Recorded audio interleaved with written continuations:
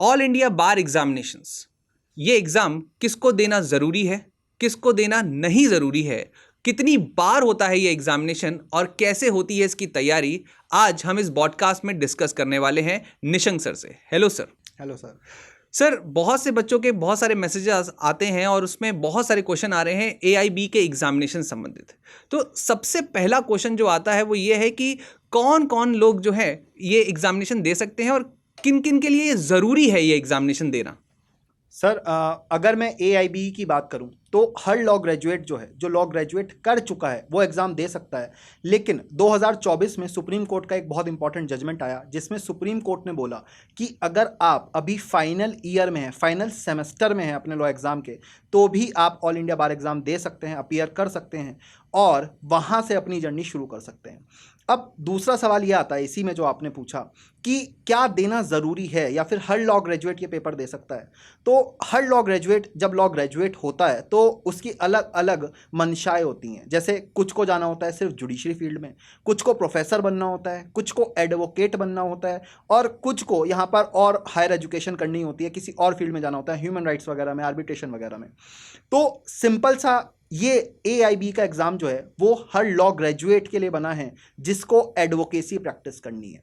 लेकिन साथ ही साथ अगर जो स्टूडेंट्स हैं वो जुडिशरी की तैयारी कर रहे हैं तो उन्हें ये चीज़ ज़रूर ध्यान रखनी है कि बहुत सारी स्टेट्स में हमें देखने को मिल रहा है कि कुछ ईयर की प्रैक्टिस वो आपसे डिमांड कर रहे हैं कि 3 साल की प्रैक्टिस कर रखी हो, जैसे MP में कर रखी है। तो हमें ये याद रखना है कि जैसे ही हम लास्ट ईयर में आ जाएं, लास्ट सेमेस्टर में आ जाएं, या हम लॉ ग्रेजुएट हो जाएं या अपना स्टेट बार काउंसिल में रजिस्ट्रेशन करा लें, हम AIB का फॉर्म भर दें और उसे क्लियर कर लें।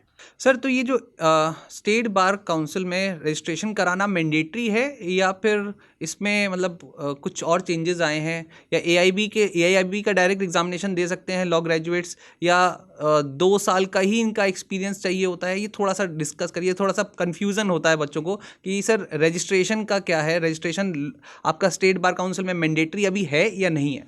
बिल्कुल सर, अगर मैं बात करूं स्टेट बार काउंसिल में रजिस्ट्रेशन तो वो बहुत ज़्यादा ज़रूरी है, मैंडेटरी है। आपका जो COP नंबर आएगा, सर्टिफिकेट ऑफ प्रैक्टिस नंबर आएगा, उसी से आप यहाँ पर प्रैक्टिस स्टार्ट कर सकते हैं, वकालतनामा लगा सकते हैं। तो ये चीज़ हमें समझनी ज़रूरी है कि जब आप स्टेट बार काउंसिल में रजिस्टर करेंगे तो ही आप यहाँ पर COP नंबर आपको मिलेगा, आप वकालतनामा लगा सकते हैं जब से आपकी प्रैक्टिस शुरू होगी।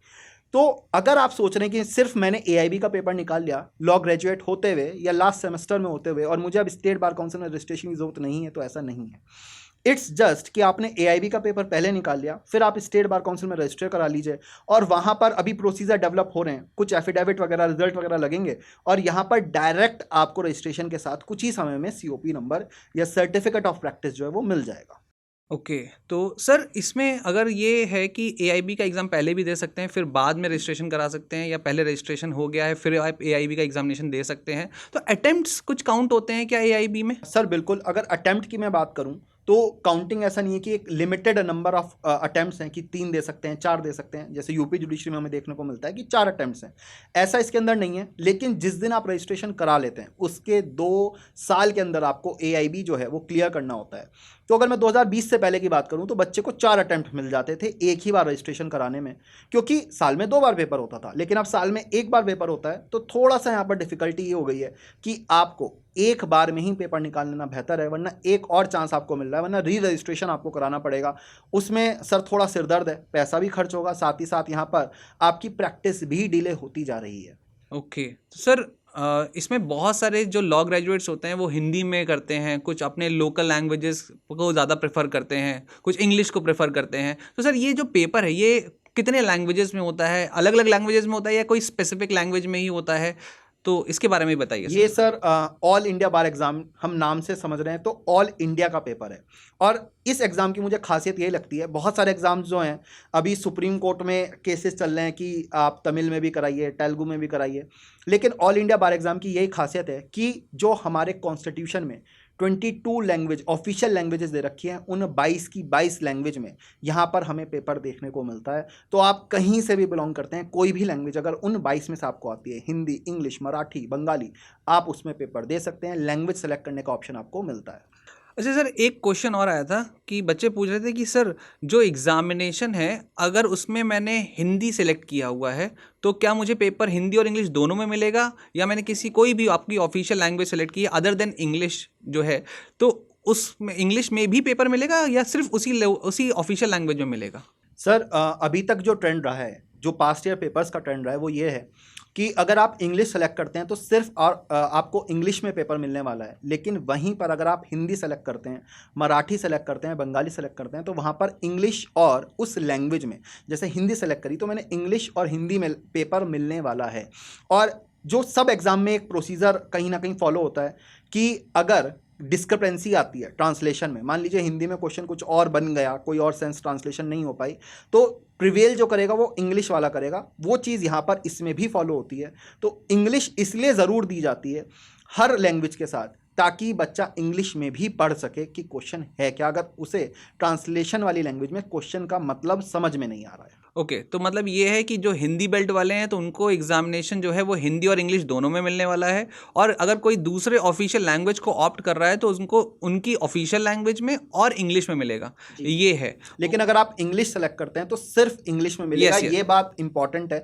बहुत स्टूडेंट सिर्फ इंग्लिश में कर देते हैं और फिर बाद में कहते हैं सर करेक्शन करना है, कुछ और करना है। बस तो बस ये बहुत इंपॉर्टेंट चीज़ है। दर्शकों प्लीज़ इस बात को ध्यान रखिए कि अगर आप सिर्फ इंग्लिश में कर रहे हैं ना, तो फिर आपको पूरा पेपर इंग्लिश में ही मिलने वाला है। तो जो भी हिंदी बेल्ट के हैं, या आप कह सकते हैं किसी ऑफिशियल लैंग्वेज जैसे मलयालम हो गया या फिर आपके तेलुगु हो गया, इनमें से कोई भी अगर आप ऑप्ट कर रहे हैं तो आपको इंग्लिश और उस ऑफिशियल लैंग्वेज में मिलेगा, बट सिर्फ और सिर्फ इंग्लिश मत करिएगा। ये एक मेरी राय है।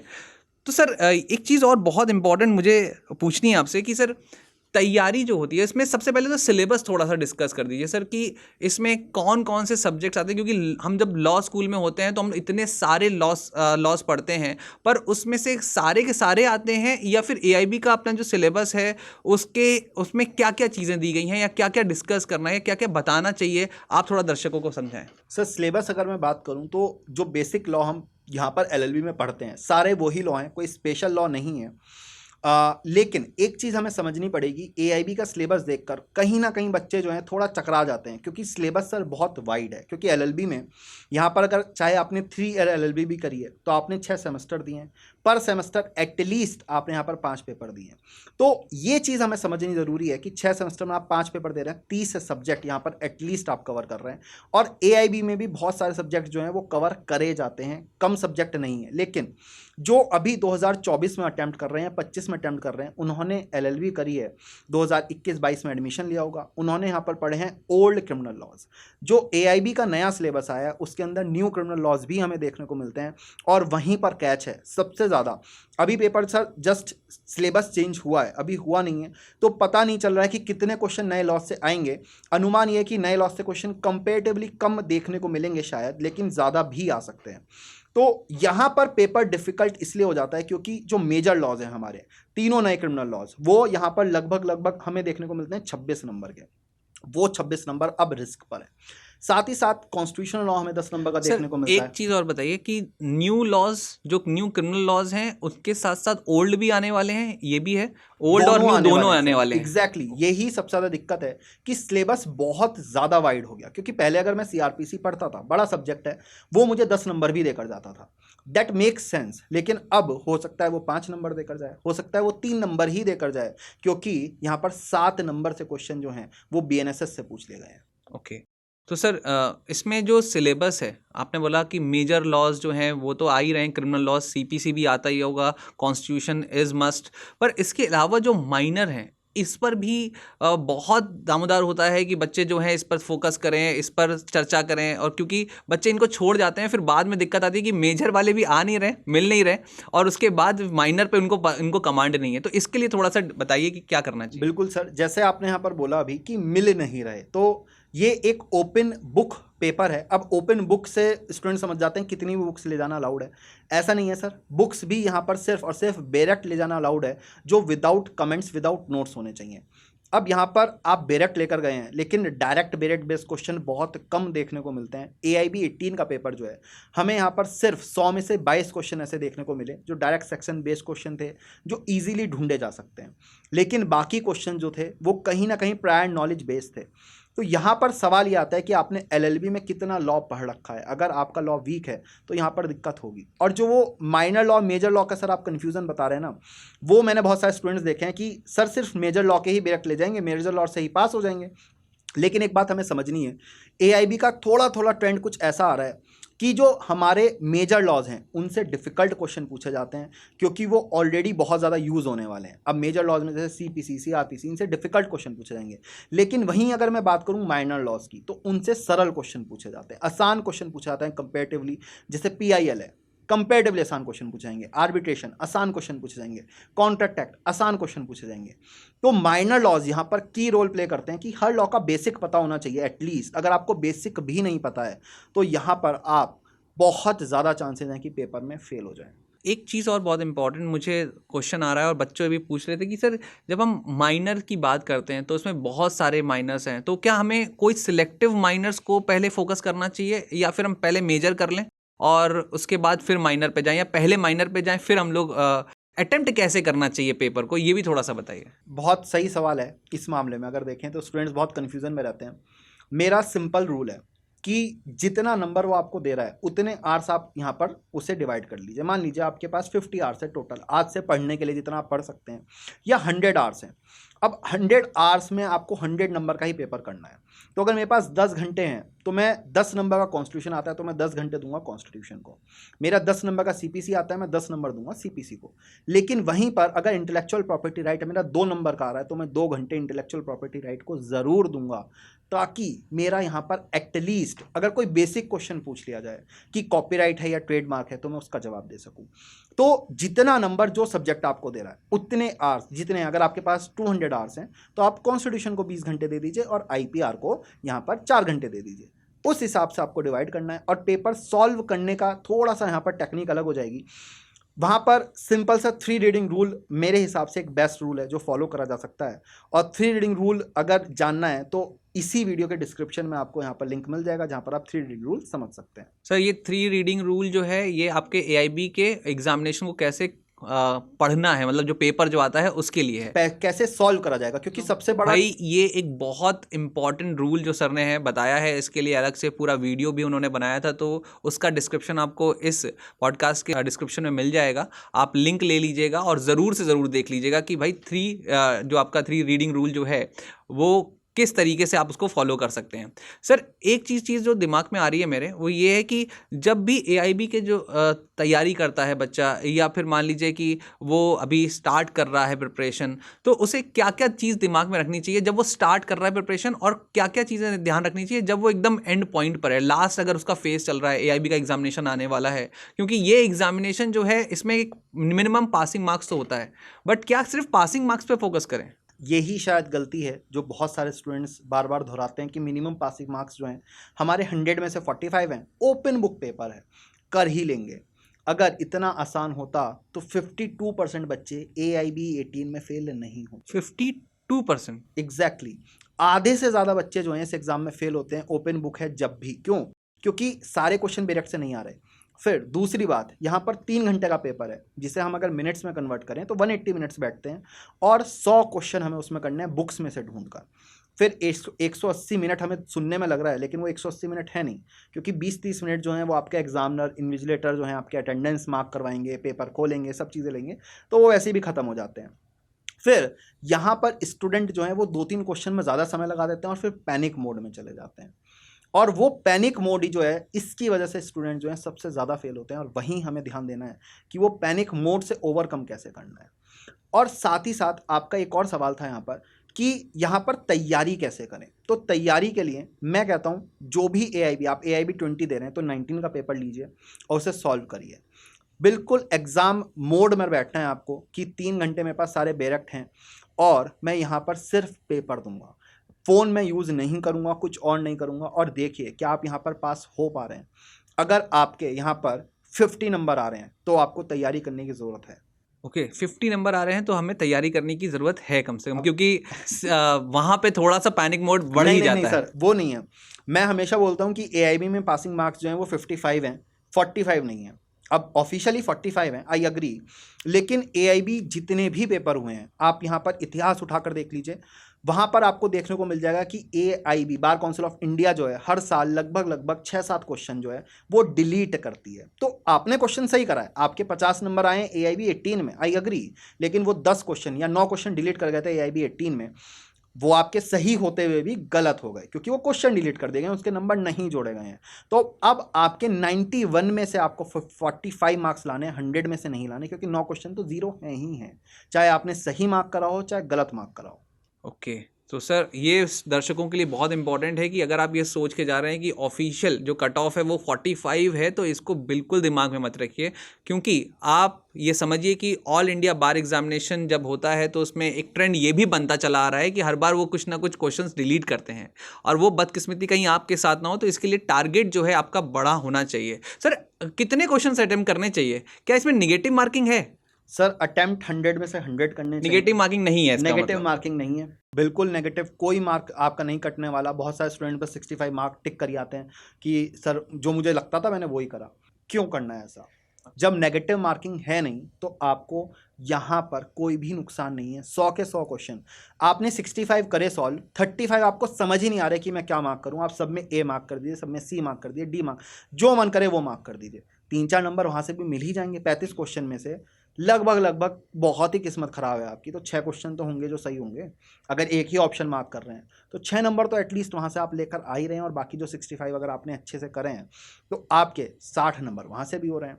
तो एक बात सर AIB में एक और खासियत है कि जब रिजल्ट आता है तो नंबर लिखे हुए नहीं आते, तो पास फेल बस इतना लिखा हुआ आता है। तो यहाँ पर जो भी कट ऑफ गई है मतलब 45 ही गई है, लेकिन कितने नंबर में से गई है वो अलग बात है। ये चीज़ आपको याद रखनी है कि आपको पास होना है, बाकी क्योंकि जो फेल होगा उसके में फेल लिखाएगा, जो पास होगा उसके में पास लिखाएगा, नंबर लिखे हुए नहीं आएंगे। तो हम कभी इस दौड़ में नहीं घुसेंगे कि 100 में से मैं 90 टारगेट करता हूँ, मैं यहाँ 100 में से 70 टारगेट करूँगा, मैं 100 में से 80 टारगेट करूँगा, क्योंकि 10-20 क्वेश्चन AIB में कुछ तो डिलीट ही हो जाते हैं, तो 91 में से 100 लाने वैसे इम्पॉसिबल हो गए। दूसरी बात, 91 में से 91 लाने भी इसलिए डिफिकल्ट हो जाते हैं क्योंकि कुछ क्वेश्चंस यहाँ पर जानबूझ के ऐसे डाले जाते हैं जिसका जवाब सिर्फ बार काउंसिल ऑफ इंडिया को ही पता है या कुछ प्रोफेसर्स को पता है, जो एक लॉ स्टूडेंट को नहीं पता होता। सर अब एक क्वेश्चन और है जो बच्चों की तरफ से कि सर बेरेक्ट्स कौन से लेके जाएं? बहुत कन्फ्यूजन होता है कि कोई फिक्स पब्लिकेशन के बेरेक्ट्स लेके जाने हैं, या फिर मान लीजिए कि कोई AIB ने कोई नोटिफिकेशन के द्वारा कोई गाइडलाइंस दिए हैं कि यही हवाले आप लोगों को बेरेक्ट लेके जाने हैं। और बेरेक्ट में बहुत से बच्चे बोलते हैं सर मेरे बेरेक्ट में ना मैंने हल्का मार्क कर दिया है या मैंने कुछ लिख दिया है, तो क्या वही वाले बेरेक्ट लेके जा सकते हैं या नए बेरेक्ट खरीदें वो? क्योंकि मुझे ऐसा लगता है कि जो बेरेक्ट से भी बहुत लोगों को डिस्क्वालीफाई कर दिया जाता है। बिल्कुल सही सवाल है सर, बेरेक्ट कौन से लाएं लेकर जाएं, सबसे इंपॉर्टेंट सवाल जो स्टूडेंट जिसमें फंसते हैं। किसी भी पब्लिकेशन के लिए आ सकते हैं बेरेक्ट। सर सिंपल सी अगर बात, बेयर एक्ट है वो एक ऐसा एक्ट है जो सरकार ने जारी करा है और वो पब्लिक डोमेन में है, तो आप चाहें आप उसे पब्लिश कर सकते हैं, इवन सरकारी साइट से डाउनलोड कर लीजिए और वहाँ से उसका प्रिंट निकलवा कर लेकर जा सकते हैं। वो बेयर है, उसका मतलब ही ये है।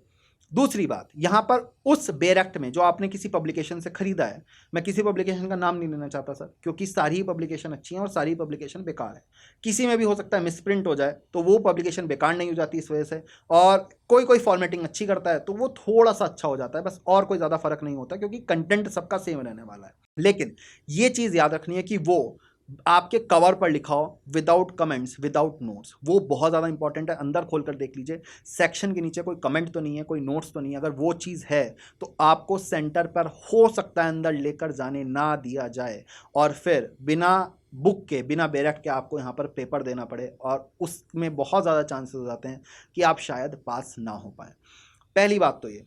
दूसरा सवाल सर आपका और क्या था बेरेक्ट से रिलेटेड जो आपने पूछा था? कि सर उसमें कुछ अगर लिखा हुआ है तो मार्क किया हुआ है। मार्क करने का मैं कहता हूं सर बहुत ज़्यादा मार्क नहीं करना चाहिए। ऐसा नहीं कि आप हाइलाइटर, बिल्कुल नियॉन कलर के हाइलाइटर लेकर आएँ और उन्हें मार्क करना शुरू कर दें, ये उससे नहीं होगा। यहाँ पर हमें एक सिंपल पेंसिल से, एक ब्लैक पेन से, ब्लू पेन से आप हल्का हल्का मार्क कर सकते हैं जो इंपॉर्टेंट पॉइंट है। यहाँ पर अंडरलाइन कर लीजिए, बॉक्स कर लीजिए, कोई इंपॉर्टेंट चीज़ है उसे थोड़ा बहुत लिख लीजिए, तो उनकी एंट्री हो जाएगी, मतलब उनकी एंट्री हो जाएगी। अगर आपने एक लिमिटेड अमाउंट में लिख रखा है, जैसे 200 पेज का बेरेक्ट है, उसमें से आपने 20-30 पेज में लिख रखा है, थोड़ा थोड़ा एक लाइन लिख रखी है, कुछ मार्क कर रखा है बहुत हल्का सा, जैसे एक पेज में मान लीजिए 1000 वर्ड लिखे हुए हैं उस पेज पर, उसमें से आपने कुल 20-30 वर्ड जो है वो मार्क कर रखे हैं, दैट मेक सेंस। लेकिन आपने पूरा बेरेक्ट को यहाँ पर रंग जंग दिया, यहाँ पर 1000 में से 600 वर्ड जो आपने अंडरलाइन कर रखे हैं, जो ज़रूरत नहीं है वो भी अंडरलाइन कर रखा है, तो वहाँ पर इशू हो सकता है। इवन दो चेकिंग किसी किसी सेंटर पर होती है, फिर मैं यहाँ पर बताना चाहता हूँ बहुत सारे सेंटर होते हैं ऑल ओवर इंडिया, किसी सेंटर पर यहाँ पर बहुत हार्ड चेकिंग हो सकती है, जहाँ पर एक एक बेरक चेक करा जाए, जो जो चीज़ें लिखी हैं वो अलाउ ना करी जाएँ, और किसी किसी सेंटर पे कुछ भी चीज़ें यहाँ पर नहीं देखी जाती, सिंपली बस देखा जाता है बेरक लाए या नहीं लाए, कुछ भी है आप लेकर जा सकते हैं। ओके, तो दर्शकों ये बहुत इंपॉर्टेंट चीज़ है कि भाई जंग में जाना है तो हथियार आपके पास सही होने चाहिए। ऐसा ना हो कि जंग लगे हथियार लेके आप चले जाएं और वहाँ पर पहले ही वार में हार जाएं। तो आपके बैरक्स बिल्कुल वैसे होने चाहिए जो कि रिकमेंडेड हैं, जो सर के द्वारा रिकमेंडेड हैं, जो आपके AIB के द्वारा रिकमेंडेड हैं, और इस चीज़ को फोकस करना है। पब्लिकेशन कोई भी हो सकता है, आप बस इतना ध्यान रखें कि उसमें कॉमेंट्रीज ना हो, ठीक है, एक्स्ट्रा नॉलेज ज़बरदस्ती की ना लिखी हो जो कि वहाँ पर आपको डिस्क्वालीफाई कर दे। सो आज का पॉडकास्ट जो है हम लोग यहीं पे ख़त्म करते हैं। थैंक यू निशंक सर इतनी अच्छी और यूज़फुल इन्फॉर्मेशन देने के लिए। आई होप और सारे बच्चों को ये इन्फॉर्मेशन बहुत अच्छी लगी होगी, तो इस सेशन को ज़रूर शेयर करेंगे और लाइक भी करेंगे। Thank you.